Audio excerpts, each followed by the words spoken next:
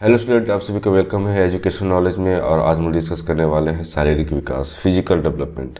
आज इसका introduction part को समझने वाले हैं। इसके क्या अपने नियम होते हैं, क्या इसके लॉ होते हैं, इसके बारे में समझने वाले हैं। और इसकी क्या विशेषता होती है, इसके बारे में हम समझने वाले हैं। मतलब आज हम सब टॉपिक की बात करें तो इसका इंट्रोडक्शन, इसका जो रूल्स है और इसके जो विशेषता है, इसके बारे में समझेंगे। और इससे पहले ये डिस्कस किया हुआ था कि अगर कामुक विकास की बात की जाती है तो कामुक विकास को किस प्रकार से हम डिफाइन कर सकते हैं, इसका इंट्रोडक्शन पार्ट डिस्कस किया हुआ था। इसके क्या क्रम होते हैं, इससे क्या सर्कल होते हैं, है ना, इसके बारे में हम लोग डिस्कस किए हुए हैं। और साथ में ये भी डिस्कस किए हुए हैं कि कामुक विकास में जो प्रभावित करने वाले जो फैक्टर हैं, जो कारक हैं, उन सभी के बारे में डिस्कस कर चुके हैं। तो ये सभी वीडियो जो है अपलोडेड है। अगर अभी तक आप नहीं देखें तो इसका जो लिंक है डिस्क्रिप्शन बॉक्स में मिलेगा या फिर आई बटन पर मिलेगा, वहाँ से चेकआउट कर सकते हैं। और या फिर हम चल के विजिट करेंगे तो वहाँ बहुत सारे जो वीडियो जो बीएड से संबंधित, आपका फर्स्ट ईयर जो बीएड फर्स्ट ईयर से संबंधित बहुत सारे वीडियो अपलोडेड है। अगर चल के विजिट करेंगे तो वहाँ पे बहुत सारे बीएड का भी, और जो बीएड के साथ में जो सीटेट की तैयारी कर रहे हैं तो वो भी उनको वहाँ सारे वीडियो मिल जाएंगे। तो चलिए आज से क्लास स्टार्ट करते हैं।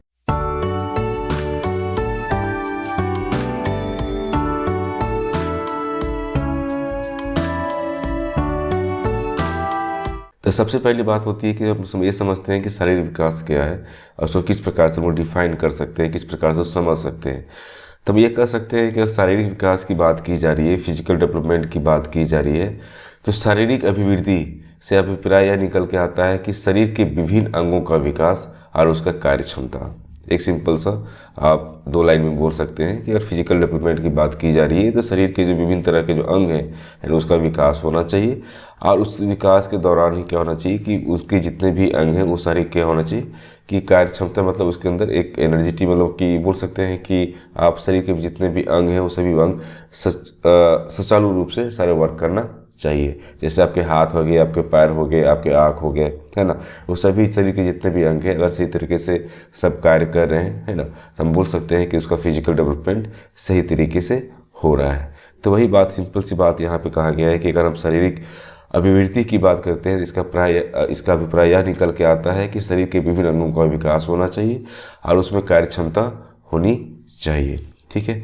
नेक्स्ट अगर बात करते हैं पॉइंट का, तो जन्म के क्षण, मतलब जन्म के समय से लेकर मृत्यु पर्यंत व्यक्ति निरंतर क्या होते हैं, बदलता रहता है। अर्थात ये है कि जब कोई बच्चा जो है जन्म लेता है और जन्म लेने के साथ साथ क्या होता है, जब तक उसका मृत्यु नहीं होता है तब तक क्या होते हैं, उसके शारीरिक परिवर्तन आपको हमेशा देखने को मिलेगा। ठीक है। शुरू में क्या होता है कि बच्चा शुरू से छोटा होता है, धीरे धीरे क्या होता है बड़ा होते चला जाता है, हाथ पैर उसके सब कुछ शरीर के विभिन्न तरह के जो अंग हैं वो धीरे क्या बड़ा होते चले गए। एक समय के बाद देखिएगा शरीर में और बहुत सारे चेंजिंग होता है, जैसे कि एक एज होने के बाद आपका फेस का एक्सप्रेशन, बॉडी का एक्सप्रेशन, सारा चीज़ क्या होता है चेंज होते चला जाता है। तो वही बात कहा क्या है कि अगर हम शारीरिक विकास की बात करते हैं तो शारीरिक विकास में ये चीज़ देखने को मिलता है कि जन्म के समय से लेकर, है ना, जब तक उसकी मृत्यु नहीं हो जाती है तब तक क्या होता है उसके शरीर में विभिन्न तरह का परिवर्तन आपको देखने को मिलेगा। ठीक है। नेक्स्ट पॉइंट बात करते हैं, यह बाल अवस्था से किशोरावस्था तक कभी भी अस्थिरता की स्थिति में नहीं होता और वह प्रौढ़ावस्था को ग्रहण करता है। अर्थात ये है कि हम बात, सिंपल सी बात कहा गया है कि इसकी अवस्था की बात की जा रही है ना, कि बाल अवस्था की बात करें या किशोरावस्था की बात करें या प्रौढ़ावस्था की बात करें या शैशव अवस्था की बात करें, तो यहाँ पे मेन रूप से आपको दो चीज़ देखने को मिलेगा। एक मिला है आपको बाल अवस्था, एक आपको किशोरावस्था। तो बाल अवस्था से किशोरावस्था में क्या होता है, फिजिकल डेवलपमेंट बहुत तरह की चीज़ें होती है, विभिन्न तरह का आपका फिजिकल चेंजिंग देखने को मिलेगा, है ना। और धीरे धीरे क्या होते हैं जब वो मेच्योर हो चल जाते हैं तो बोल सकते हैं उनको प्रौढ़ावस्था। तो प्रौढ़ावस्था में क्या होता है कि जितना भी फिजिकल डेवलपमेंट होनी चाहिए लगभग क्या होते हैं वो सारे डेवलपमेंट उसके अंदर हो जाते हैं। और उसमें क्या होती है फिर उसमें बहुत सारे जो फिजिकल चेंजिंग जो देखना होता है वो हल्का हल्का आपको क्या होगा कि स्पीड चेंजिंग तो हो रहा है लेकिन क्या हो रहा है थोड़ा सा धीमी गति से हो रहा है। ठीक है। फिर भी परिवर्तन का जो अंत में नहीं होता बल्कि वह थोड़ा धीमी गति से होता है। वही बात कहा गया है कि परिवर्तन जो है आपका फिजिकल चेंजिंग जो हो रहा है उसका कोई अंत नहीं होता है बल्कि वो धीमी गति से होने लगता है। लेकिन हम बात करते हैं बाल अवस्था और किशोरावस्था का, तो इस अवस्था में बच्चे का जो विकास की बात की जा रही है वो काफ़ी तीव्र गति से होता है। नेक्स्ट पॉइंट की बात करते हैं। तो इस प्रकार विकास एक निरंतर चलने वाली प्रक्रिया है जिसका प्रारंभ जन्म से पूर्व ही होता है। अर्थात ये है कि हम बोल सकते हैं कि जो सारे परिवर्तन देखने को भी मिला, तो यह जो परिवर्तन है ना, यह जो विकास का क्रम है, यही विकास का क्रम जो है क्या होता है कि जीवन भर चलता रहता है, निरंतर चलते रहता है। ठीक है, और इसका जो आरंभ कहाँ से होता है, जन्म से लेकर जन्म से पूर्व हो जाता है। ठीक है, जन्म से पूर्व मतलब जन्म से पहले ही इसका आरंभ हो जाता है। जो भी हो, ये सारे जो भी चीज़ हो रहे हैं, तो जीवन के शुरू के वर्षों में शारीरिक परिवर्तन की मात्रा काफ़ी तीव्र होती है और स्तर में काफ़ी निश्चितता देखने को मिलता है। अर्थात ये है कि जीवन का शुरू के वर्ष मतलब कि जब बच्चे जन्म लेते हैं उस समय क्या होता है, उसके फिजिकल जो परिवर्तन होते हैं वो परिवर्तन काफ़ी तीव्र गति से होती है, काफ़ी तेज़ी से होती है।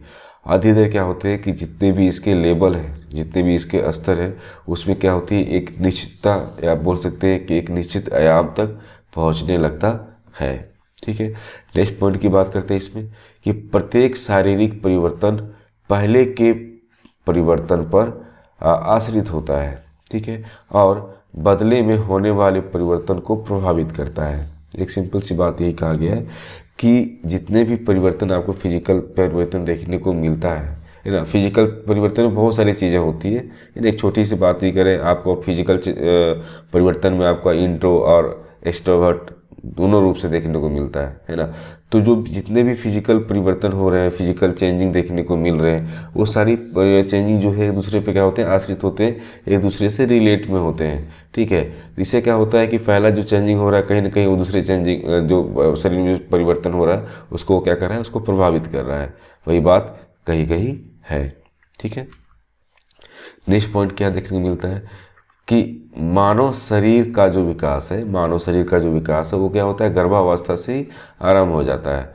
तो मानव शरीर का जो भी विकास की बात कर रहे हैं, उसके डेवलपमेंट की बात कर रहे हैं, दैट मीन्स क्या होता है, जन्म से पूर्व ही क्या होते हैं, वो आरंभ हो जाता है। तो गर्भावस्था के विकास को जन्म पूर्व शारीरिक विकास भी कहा जाता है। वही बात है कि गर्भावस्था की जो विकास की बात की जा रही है तो उसका नाम क्या होता है, जन्म पूर्व शारीरिक विकास कहा जाता है। माना तो यह भी जाता है कि मानव के विकास का आधारशिला गर्भावस्था में ही रख दिया जाता है।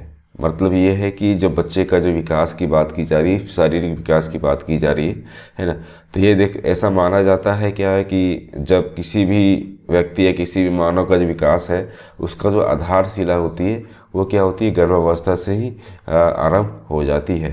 क्यों कि गर्भावस्था से क्या होता है, बच्चे का पूरा का फिजिकल जो परिवर्तन की बात कर रहे हैं, जो शरीर का जो रचना होती है वो क्या होता है, वहाँ से बनना शुरू हो जाता है। और उसमें क्या होता है कि आपका जो लोग बात करते हैं क्या, हेरिडिटी की बात करते हैं, वंशानुक्रम की बात करते हैं, वो सारे क्या होते हैं उसमें सम्मिलित होते चले जाते हैं। इसलिए कहा जाता है क्या कि गर्भावस्था से क्या होता है, मानव का विकास आरंभ हो जाता है। ठीक है, नेक्स्ट पॉइंट बात करते हैं हम लोग कि बालक के शैक्षणिक विकास में शारीरिक विकास का महत्वपूर्ण स्थान होता है। अगर किसी बालक का अगर शैक्षणिक विकास हो रहा है, दैट मीन्स कह सकते हैं कि उस शरीर शैक्षणिक विकास तभी हो पाएगा जब उसके शारीरिक विकास सही तरीके से हो रहा है।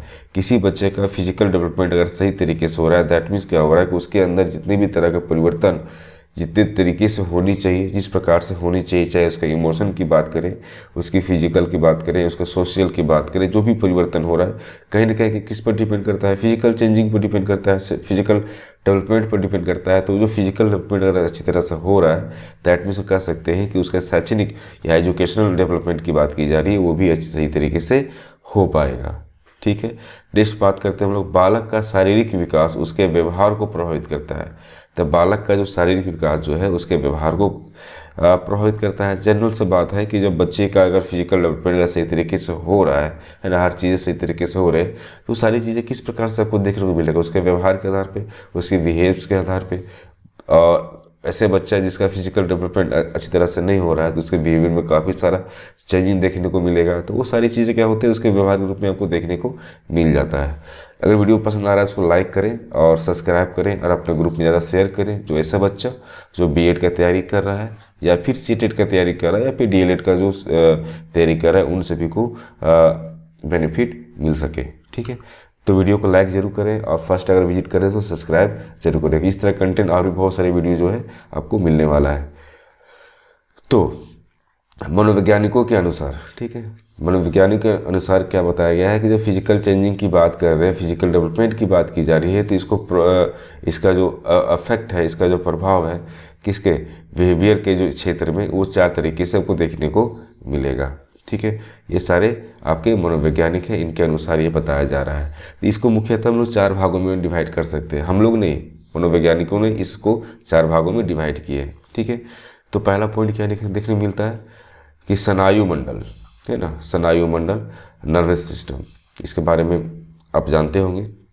इसके बारे में जिक्र करने वाले हम लोग कि मांसपेशियों की वृद्धि, ठीक है, जो मसल्स है उसका किस प्रकार से उसका ग्रोथ होता है, इसके बारे में डिस्कस करने वाले हैं। और अंतः सर्वाणी ग्रंथि, ठीक है, तो अंतः सर्वाणी ग्रंथि क्या होता है, इंडोक्राइन ग्लैंड क्या देखने को मिलता है, इसमें क्या किस तरह की चीज़ें होती है, इसके बारे में समझने वाले हैं। असंपूर्ण शारीरिक जो ढांचा है या टोटल फिजिकल स्ट्रक्चर है, इसके बारे में हम लोग समझने वाले हैं। तो हम ये बोल सकते हैं कि अगर फिजिकल डेवलपमेंट की बात की जा रही है ना, विकास, शारीरिक विकास की बात की जा रही है, तो मुख्यतः क्या होता है, इसमें 4 तरह की चीज़ें आपको देखने को मिलेगा, जो उसके बिहेवियर्स के आधार पे आप उसको देख सकते हैं। तो ये जो आपका 4 तरह का चीज़ देखने को मिल रहा है, वो क्या हो रहा है, बिहेवियर, मतलब उसका व्यवहार का जो क्षेत्र है, उसके आधार पे इस चीज़ को बांटा गया है। किसके द्वारा, मनोवैज्ञानिकों के द्वारा। तो एक एक पॉइंट को लोग समझते हैं। पहला पॉइंट क्या आपका, स्नायु मंडल, नर्वस सिस्टम। ठीक है, तो नर्वस सिस्टम में क्या होता है कि अब नर्वस सिस्टम की बात करते हैं, स्नायु मंडल की बात करते हैं, इसके विकास के साथ ही क्या होते हैं, बुद्धि का विकास भी में भी क्या होते हैं, वृद्धि होता है। जिस प्रकार से आपका नर्वस सिस्टम का डेवलपमेंट होता है, उसी प्रकार से क्या होते हैं कि आपका बुद्धि, आपका इंटेलिजेंसी की बात करते हैं, उसका भी ग्रोथ उसी प्रकार से देखने को मिलता है। इससे उसके जो व्यवहार होते हैं, व्यवहार में एक नया रूप देखने को मिलता है। जिस प्रकार से उसका बुद्धि का विकास हो रहा है, उसमें क्या होता है कि जिसका बिहेवियर से, उसमें बिहेवियर से हमेशा नया नया चीज़ें आपको देखने को मिलता है। ठीक है, नेक्स्ट बात करते हैं हम लोग कि बालक का संवेगात्मक व्यवहार, बालक का जो है संवेगात्मक व्यवहार, दैट मीन्स उसका इमोशनल बिहेवियर्स है, उसकी विभिन्न परिस्थितियों को समझने की योग्यता है, वो प्रत्यक्ष रूप से संबंधित होते हैं। अगर हम बात करते हैं नर्वस सिस्टम का, तो नर्वस सिस्टम इस प्रकार से रिलेट करता है किसी भी इमोशन का, मतलब किसी बालक का इमोशन का, कि जिस विभिन्न तरह का जो सिचुएशन क्रिएट होता है, उस सिचुएशन में क्या होते हैं कि जो नर्वस सिस्टम है उसका जो प्रत्यक्ष रूप से काफ़ी ज़्यादा संबंधित होती है, काफ़ी ज़्यादा उसकी योग्यता देखने को मिलती है। ठीक है, नेक्स्ट पॉइंट बात करते हैं हम लोग कि वह जिस सामाजिक अनुमोदन का आनंद प्राप्त करता है, ठीक है, वह मतलब कौन, बालक। बालक जिस सामाजिक अनुमोदन, मतलब ये हुआ कि समाज में विभिन्न तरह की चीज़ें जो है, वो सभी कुछ चीज़ों को सीखने के बाद उसको जो आनंद प्राप्त होता है, उसका संबंध दूसरे के विचारों, भावों या संवेगों को समझने की योग्यता से संबंधित होता है। अर्थात ये है कि जब कोई बालक, है ना, कोई व्यक्ति एक दूसरे से मिलकर अपने विचारों को, अपने भावों को, अपने संवेग को, है ना, एक दूसरे के प्रति क्या होते हैं, बताते हैं, है ना, अपने भाव को प्रकट करते हैं, अपने विचारों को रखते हैं, तो उस सिचुएशन में क्या होते हैं कि जो बच्चे जो होते हैं, वो कहीं ना कहीं समाज में रह के विभिन्न तरह की चीज़ों को करता है और उससे वहाँ पर उसको आनंद प्राप्त होता है। तो कहीं ना कहीं बोल सकते हैं कि ये आपका नर्वस सिस्टम है, उसके अंतर्गत ही सारी चीज़ें देखने को मिलती है। नेक्स्ट बात करते हैं हम लोग क्या, मांसपेशियों में वृद्धि। ठीक है, अब मांसपेशियों में वृद्धि, दैट मीन्स क्या हुआ, उसके जो मसल्स हैं, उसके मसल्स का ग्रोथ किस प्रकार से होता है, उसमें क्या क्या चीज़ देखने को मिलती है। ठीक है, वीडियो में लाइक और सब्सक्राइब करते चले, है ना, कि वीडियो, इस तरह के वीडियो अभी अभी और भी मिलने वाले हैं। तो वीडियो को लाइक ज़रूर करें, एक लाइक, और फर्स्ट अगर विजिट कर रहे हैं तो सब्सक्राइब भी कर लें। ठीक है, नेक्स्ट पॉइंट बात करते हैं हम लोग कि मांसपेशियों की जो वृद्धि होने के साथ, जब मांसपेशी का जो ग्रोथ हो रहा है, उसके होने के साथ उसकी जो शक्ति होती है, उसका भी तो विकास होता है। ठीक है, जिस प्रकार के मसल्स हैं, आपके मसल्स में अगर ग्रोथ हो रहा है, दैट मीन्स क्या कर सकते हैं कि उसकी जो पावर्स है, उसकी जो शक्ति है, उसका भी विकास हो रहा है। ठीक है, जो कि बालक की क्रियाशीलता, बालक की क्रियाशीलता में तथा उसकी क्रियाओं में दिखाई देती है, और जो है वो परिवर्तित होती रहती है ना। तो जो सारे जो वृद्धि हो रहे हैं, इसका वृद्धि किसका, मसल्स का, जो मसल्स का जो वृद्धि हो रहे हैं, उसका जो विकास हो रहा है ना, विकास में क्या होते हैं, काफ़ी ज़्यादा शक्ति में क्या होती है, उसका विकास होता है। अब जिस प्रकार का बच्चा क्रिया करता है, विभिन्न तरह के कार्य को करता है, तो कार्य करने में क्या होते हैं, उसके जो परिवर्तन होते हैं वो परिवर्तन क्या होते हैं, हमेशा जिस प्रकार के कार्य करेगा उसी प्रकार से क्या होगा, उसके मसल्स में परिवर्तन देखने को मिलता है। तो यही बात है, सिंपल सा अगर एग्जाम्पल लेना चाहते हैं इस प्रकार से देख सकते हैं, वैसा बच्चा जो कभी बहुत कम एक्सरसाइज करता है और वैसा बच्चा जो बहुत ज़्यादा एक्सरसाइज करता है, तो उसके मसल्स में काफ़ी ज़्यादा डिफरेंस आपको देखने को मिलेगा। ठीक है, थोड़ा आवाज़ बैठा हुआ है सर्दी कारण से, मौसम बहुत ज़्यादा थोड़ा सा इधर चेंज हो गया था इस कारण से। नेक्स्ट बात करते हैं हम लोग कि विकास की सभी अवस्थाओं में, विकास के जितने भी अवस्था, मतलब विकास की कितने अवस्था है, विकास की अवस्था आपके जितने भी हैं उन सभी अवस्थाओं में क्या होते हैं, बालक के खेल कूद मांसपेशी विकसित विकास पर निर्भर करता है। अर्थात ये है कि बालक की सभी अवस्थाएं, जितने भी अवस्था है, चाहे वो आप शारीरिक अवस्था की बात करें, मानसिक अवस्था की बात करें, संवेगात्मक डेवलपमेंट की बात करें, तो ये सभी अवस्था, मतलब ये सारी चीज़ें क्या होते हैं, बच्चे का जो खेल कूद या मांसपेशियों का विकास है उस सभी पर क्या होते हैं, उस पर निर्भर करता है। अर्थात क्या है कि बच्चा जिस प्रकार से अपना फिजिकल वर्क करता है उसी प्रकार से उसके मांसपेशियाँ डेवलप होते हैं। नेक्स्ट बात करते हैं हम लोग अंतःस्रावी ग्रंथि। ठीक है, इंडोक्राइन ग्लैंड्स।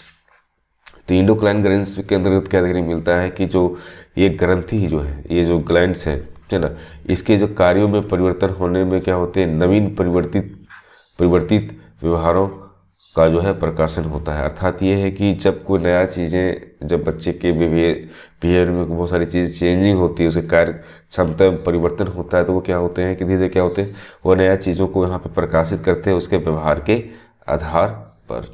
ठीक है, नेक्स्ट बात करते हैं हम लोग संपूर्ण शारीरिक ढांचा। संपूर्ण शारीरिक ढांचा कहने का अर्थात ये है कि अगर फिजिकल स्ट्रक्चर की बात की जा रही है पूरे का पूरा, वो किस प्रकार से देखने को मिलता है।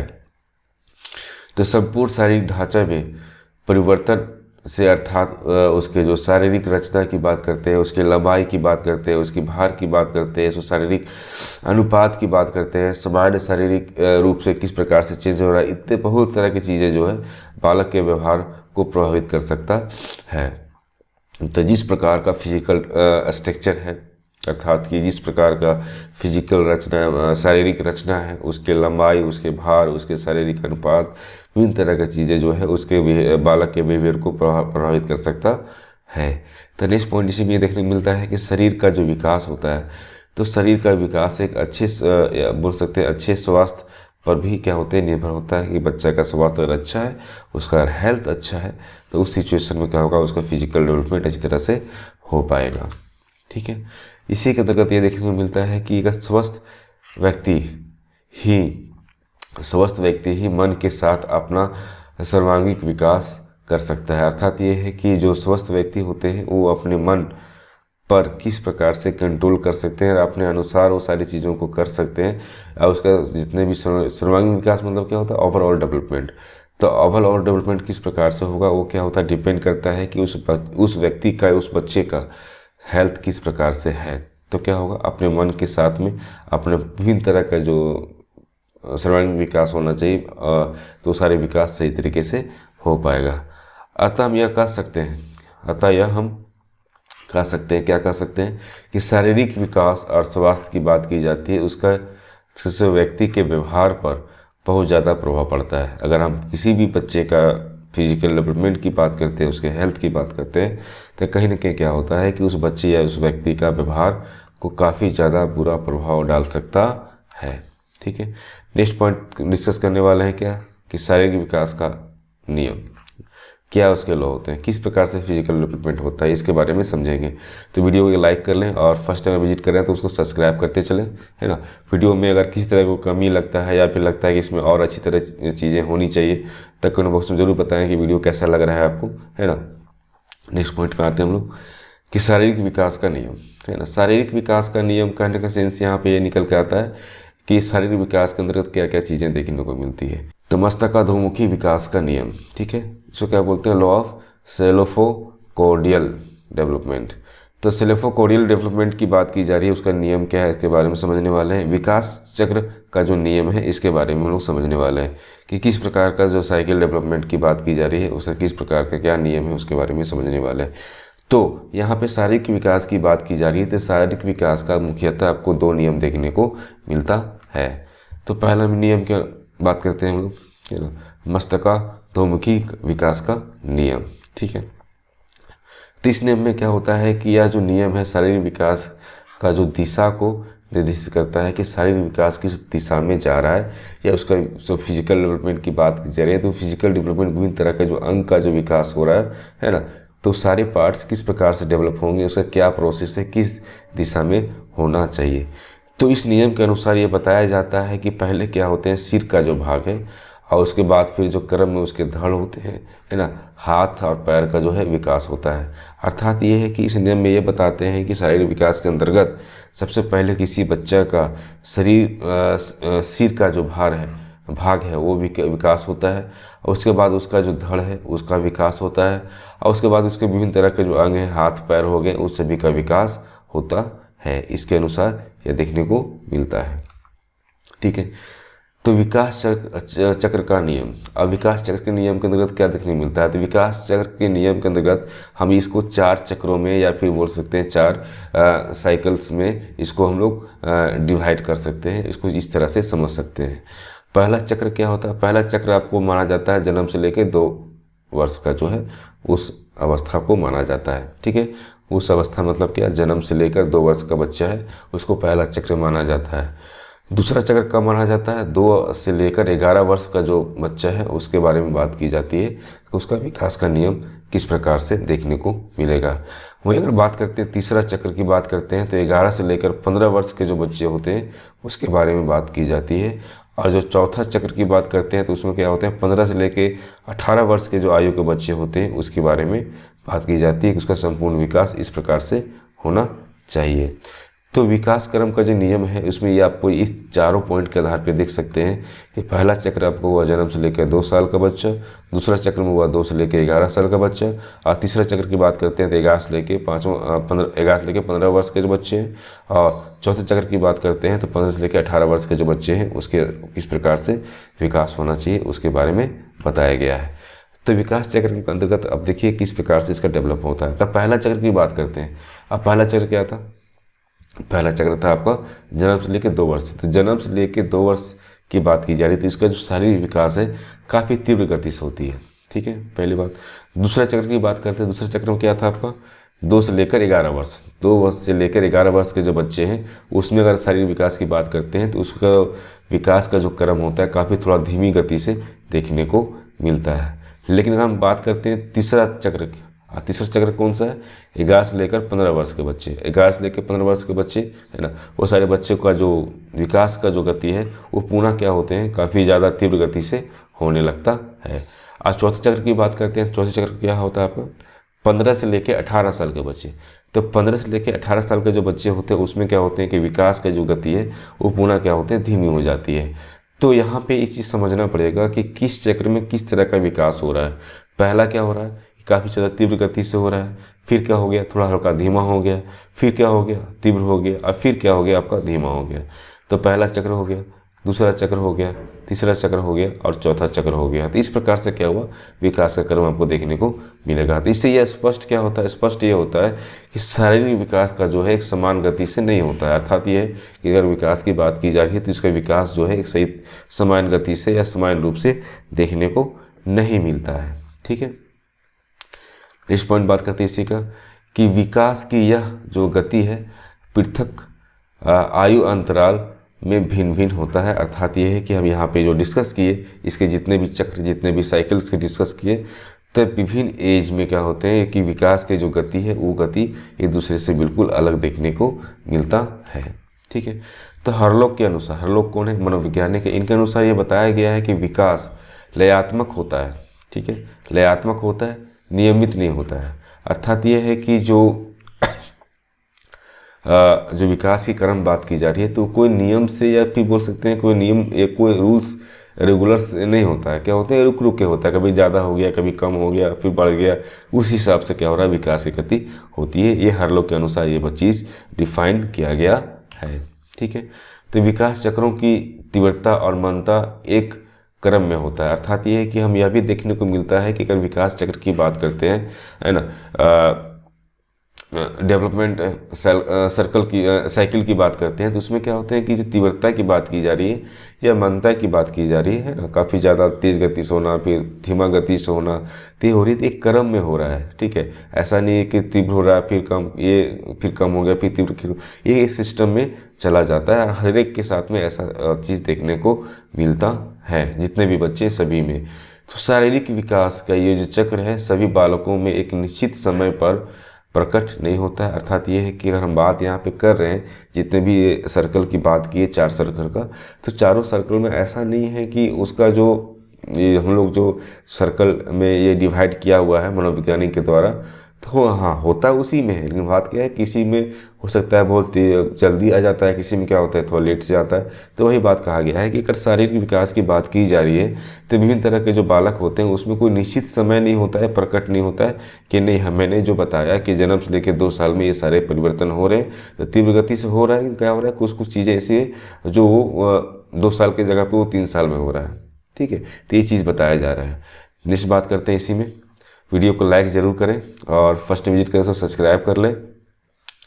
तो बालकों में क्या है कि व्यक्तिगत विभिन्नता होने के कारण क्या है कि विकास चक्रों की गति और अंतराल में अंतर पाया जाता है। तो ऐसा होता क्यों है, विकास चक्र में जो गति और अंतराल में अंतर क्यों पाया जाता है? क्योंकि बालक का अपना क्या है, व्यक्तिगत विभिन्नताएं देखने को मिलती है। अब व्यक्तिगत विभिन्नताएं की बात की जा रही है, व्यक्तिगत विभिन्नता के अंतर्गत क्या क्या चीज़ें आती है? मेनली 2 चीज़ आते हैं, एक आता है आपका वंशानुक्रम, एक आता है आपका वातावरण, हेरिडिटी एंड इन्वायरमेंट। तो हेरिडिटी एंड इन्वायरमेंट क्या होते हैं, बालक को एक दूसरे से बिल्कुल अलग कर देते हैं, जिस कारण से क्या होते हैं कि उसके अंदर जो विकास का चक्र है ना, विकास के चक्र में क्या होते हैं, गति और उसके जो अंतर है वो देखने को हमेशा देखने को मिलता है। तो विभिन्न शारीरिक अंगों के विकास की गति है वो भी क्या होते हैं, विभिन्न अवस्थाओं में एक समान रूप में नहीं देखने को मिलता है। तो इससे स्वाभाविक से बात है कि इस प्रकार से अगर किसी भी बॉडी के जितने भी पार्ट्स है उसका डेवलपमेंट की बात की जा रही है, उसकी गति की बात की जा रही है, तो क्या होगा कि विभिन्न अवस्थाओं में क्या होते हैं, एक दूसरे से बिल्कुल अलग देखने को मिल सकता है। ठीक है, थॉमस का विचार क्या है भाई? अगर हम फिजिकल डेवलपमेंट की बात कर रहे हैं तो उसमें थॉमस के अनुसार क्या कहा गया है? तो थॉमस के अनुसार ये कहा गया है कि मानव शरीर एक समग्र के रूप में विकसित नहीं होता, न ही सभी दशाओं में एक समान विकसित होता है। तो जितने भी मानव शरीर की बात की जा रही है तो सब क्या होते हैं, एक जैसा आपका विकास नहीं देखने को मिलेगा। उसमें हमेशा विभिन्न तरह के दिशाओं में क्या होते हैं, उसका विकास होता है। जबकि ये कह सकते हैं कि विकास के क्रम में कम या बेशी देखने को मिल सकता है। ठीक है, तो सभी शारीरिक अंगों का विकास अलग अलग नियमों के अनुसार होता है। अब बात यही कहा गया है कि इससे ये स्पष्ट होता है कि जो हमारे शारीरिक अंग जितने भी हैं, बॉडी के जितने भी पार्ट हैं, वो सारे पार्ट का जो डेवलपमेंट की बात की जा रही है तो उसके क्या होते हैं, उसके जो नियम है उसके बिल्कुल सभी का अलग अलग होता है। शरीर के कुछ अंग का विकास एक निश्चित अवस्थाओं में ही होता है, लेकिन क्या हुआ है कि शरीर के कुछ अंग ऐसे भी होते हैं जो एक निश्चित अवस्था में या फिर निश्चित स्टेज में ही देखने को मिलता है। नेक्स्ट पॉइंट में डिस्कस करने वाले हैं शारीरिक विकास की विशेषता। इसकी क्या क्या अपनी विशेषता होते हैं इसके बारे में समझने वाले हैं। वीडियो को लाइक करते चले, कमेंट बॉक्स में वीडियो कैसा लग रहा है आपको ज़रूर बताएं। इस चैप्टर आपको समझ में आ रहा है नहीं आ रहा है ना, इन सभी कमेंट बॉक्स में ज़रूर बताएं। तो शारीरिक विकास की विशेषता, नेक्स्ट पॉइंट हम डिस्कस करने वाले हैं शारीरिक विकास की विशेषता। तो इसकी विशेषता के अंतर्गत ये देखने को मिलता है कि शारीरिक रचना का विकास। अब शारीरिक रचना के अंतर्गत क्या देखने को मिलता है कि इसके अंतर्गत क्या होते हैं, शरीर का जो आकार होता है, उसका भार होता है, उसकी ऊंचाई होती है, शारीरिक अंगों का जो शारीरिक रूप में किस प्रकार से उसका अनुपात है ये देखने को मिलता है, उसकी हड्डियाँ, उसकी दांत, विभिन्न तरह का विकास जो है इसके अंदर सम्मिलित होता है। अब शारीरिक रचना के अंतर्गत तो विभिन्न तरह का उसका विकास हो सकता है ना, चाहे तो वो सारे विकास इसको इस प्रकार से देखने को मिल सकता है। अब बात इसी में आता है नेक्स्ट के शारीरिक क्रिया विकास, है ना। तो शारीरिक क्रिया विकास के अंतर्गत क्या देखने को मिलता है कि उसके जितने भी नर्वस सिस्टम्स हो गए, है ना, उसके हार्ट बीट की बात कर रहे हैं, है ना, उसके सर्कुलेटरी सिस्टम्स की बात कर रहे हैं, है ना, या फिर उसके पाचन तंत्र की बात कर रहे हैं, श्वसन तंत्र की बात कर रहे हैं, उसकी जो मांसपेशियाँ हैं, अब विभिन्न तरह की चीज़ें जो है उसके अंतर्गत क्या होते हैं, वे सारे विकसित होते हैं और सभी क्या होते हैं इसमें सम्मिलित देखने को मिलता है। ठीक है। तो आज के वीडियो में यह डिस्कस किए कि किस प्रकार से बच्चे का फिजिकल डेवलपमेंट होता है ना, उसका इंट्रोडक्शन पार्ट हो गया, उसकी विशेषता क्या होती है और फिजिकल डेवलपमेंट का क्या अपने रूल्स हैं उसके बारे में डिस्कस किए। वीडियो अगर पसंद आता है इसको लाइक करें और शेयर करें और अपने ग्रुप में ज़्यादा से ज़्यादा शेयर करें, जिससे कि और भी जो बच्चे हैं वो बीएड की तैयारी कर रहे हैं या फर्स्ट टाइम विजिट करें तो सब्सक्राइब जरूर करें।